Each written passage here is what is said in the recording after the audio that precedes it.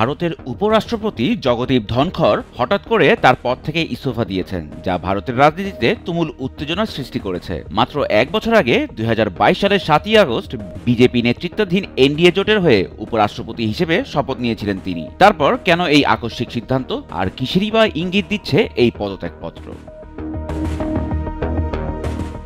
মঙ্গলবার চিকিৎসকদের পরামর্শে নিজের জীবন বাঁচাতে রাজনীতির মঞ্চ থেকে বিদায় নিলেন ধনখড়। গত মার্চ মাসে হৃদরোগজনিত অসুস্থতার কারণে দিল্লির হাসপাতালে ভর্তি হয়েছিলেন তিনি। দিল্লির হাসপাতালে বেশ কিছুদিন চিকিৎসা চালিয়ে যাওয়ার পর শেষমেশ আজ এই কঠিন সিদ্ধান্তে উপনীত হন। রাষ্ট্রপতিকে পাঠানো পদত্যাগপত্রে জগদীপ ধনখড় স্বাস্থ্যগত কারণ উল্লেখ করেন, পাশাপাশি প্রধানমন্ত্রী মোদী ও মন্ত্রীদের প্রতি কৃতজ্ঞতাও প্রকাশ করেন। এছাড়াও উপরাষ্ট্রপতি হিসেবে দেশের অর্থনৈতিক অগ্রগতি ও উন্নয়নের সাক্ষী থাকার অভিজ্ঞতা তার কাছে চিরস্মরণীয় হয়ে থাকবে বলেও উল্লেখ করেন। পদত্যাগের মধ্য দিয়ে মঙ্গলবার থেকেই উপরাষ্ট্রপতির দায়িত্ব থেকে অব্যাহতি নিয়েছেন জগদীপ ধনখড়।